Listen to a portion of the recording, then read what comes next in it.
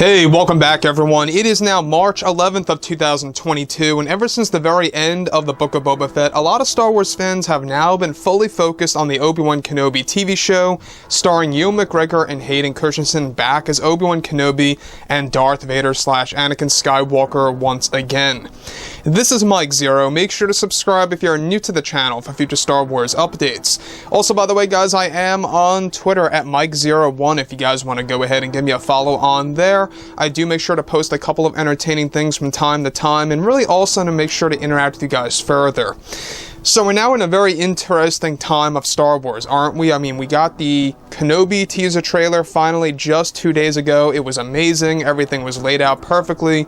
There were a couple of criticisms by myself here and there, such as the Grand Inquisitor's design was just a little off and a little strange to me, but other than that, I gotta say that everything related to the Kenobi TV series trailer looks pretty much on point. Deborah Chow knows what she's doing, and that brings us to everything of what's going on between Bob Chapek, the Disney CEO, Jon Favreau, Dave Filoni, and George Lucas, and how they are constantly working around the clock to combine both Star Wars Legends and, of course, the Disney canon material into one, and exactly how they're going to be able to project that to the fans properly.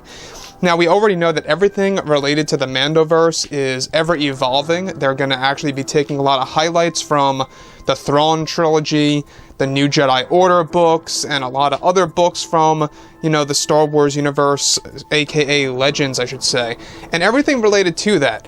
So when you think about it this way, we already know that Disney and Lucasfilm are pretty much very much motivated to getting a lot of the lost fans back into the Star Wars world, the ones that they lost due to the sequel trilogy, as well as due to the firing of Gina Carano by Kathleen Kennedy.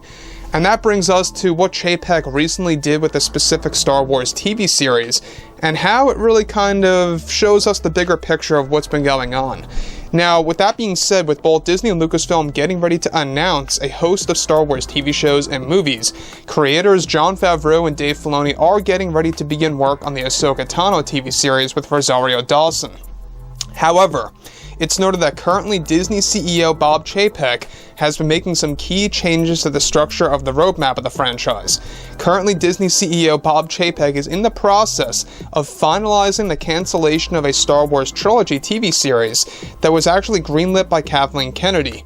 The TV series was described to take place within the High Republic era and was going to feature a group of Jedi that eventually would cross paths with the dark side characters from the Acolyte series and connect to the High Republic trilogy that was eventually greenlit by Kathleen Kennedy and later cancelled. Now, this series was described to be the alternate version of the Acolyte TV show, and Kathleen Kennedy was pushing for an alternate series where it takes place at the same time what the Acolyte does, featuring a more side, of course, of all the light side characters, all the Jedi, and everything related to that. This show eventually ran into complications even during pre-production, and given that Chapek has been very unhappy with the Acolyte's production, he recently put an end to this series that was actually going to feature characters like Geode the Rock, and even a large talking tree-like character that would actually communicate with the Jedi. Now let me just stop right there for 1 second, because this, I think, really goes to show you what's wrong with Kathleen Kennedy and Star Wars, and how things just don't seem right. Things just don't seem to fit correctly. You have a character that's literally a boulder that is force sensitive, that was going to be used in a live-action Star Wars TV series. And then we talked about a couple of weeks ago of how she was creating a large cloud, or a large thunderstorm that actually held a consciousness. And now Kathleen Kennedy originally had plans for this Acolyte sister series for a talking tree to be communicating with the Jedi. It just seems so weird to me. This is something that you would see more so, respectfully so, in either, Marvel or something around those lines, right? And, it's funny, the minute that Kathleen Kennedy thought of something like this, I was immediately thinking of maybe something like Groot or something around those lines. But no, this is literally Kathleen Kennedy's plan to create an actual tree in the ground that would communicate with the Jedi. And it just really goes to show you how out of place she was really going to bring Star Wars. So this really was a good call by Chapek to cancel this show without a doubt. Now moving on from that, this talking tree creature was best described to take place on an ancient Jedi world that Kathleen Kennedy embraced with Leslie Headland and was going to send a message to Star Wars fans about the environment. So there you go, real world issues being thrown into the Star Wars universe in such an overreached way. Now, the series was also going to heavily feature Yoda in multiple scenes, just like what they had planned for the Acolyte show for Disney+.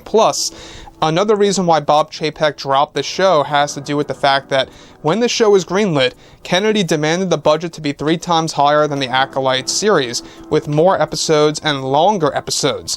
This is something that the Disney board members eventually ran into problems with when they realized that even the Acolyte series was having problems. Now, this series was also going to dive into the Nihil, which are essentially the villains during the part of the High Republic era. Kathleen Kennedy was described to have been very frustrated over the fact that her series got cancelled by Chapek not so long ago, and that recently it was finalized and taken completely off the roadmap. Now, Kennedy was ready to do some controversial things with Yoda in the series as well, that Chapek knew was going to create a large backlash from fans without a doubt. Now, this also led to how Kathleen Kennedy, of course, doing something big with Yoda now in the Acolyte series, where she is going to give him a similar treatment that Luke received in The Last Jedi. Now, that's another thing that I do want to point out, is that she's going to be doing something very controversial with the character of Yoda in the Acolyte show. She was also going to do that in the Acolyte sister series, and that really does kind of raise a lot of questions. Why is she doing this?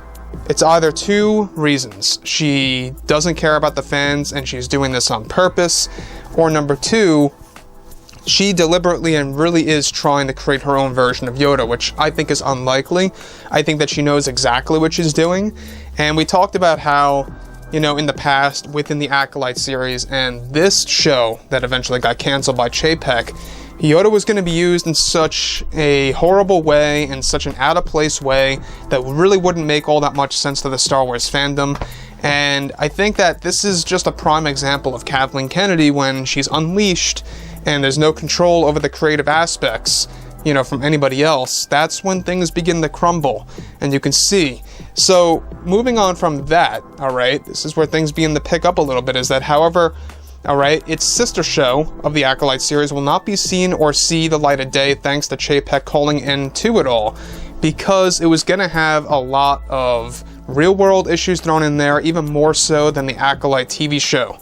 So the fact that they were going to be throwing in more messages like that, even more than the Acolyte TV series, it goes to show you that this would have been a major failure, and I don't think it would have even gone that far in production anyways, to tell you guys the truth. I don't believe it would have even reached principal photography, if I had to be honest with you guys, because this show wasn't even going to begin principal photography until the Acolyte series proved worthy, and I don't believe it will anyway. But this was cancelled, this was completely erased from the roadmap thanks to Bob Chapek. Again, the majority of fans don't really like the High Republic of the way it's done in the books, and if you guys like that, that's fine. Everybody has their own take on things. If you look at Star Wars Eclipse, which, by the way, that's in a lot of trouble as well, I'll get into that a little bit later as well, but Star Wars Eclipse is a prime example of what the High Republic should be in the books. That's more in line with Star Wars, that's more in line with the theming of it all, and they kind of were forced to do that because, that's a video game cutscene and they have to make it like that. But that's what the Acolyte series, or should I say, that's exactly what the High Republic era in general should be like. So overall, guys, drop a comment below. Let me know all of this in the comments, and if you guys did enjoy the content for today, make sure to drop a thumbs up on this video to support the channel. I thank you all so very much for the kind support, and I'll catch you guys next time.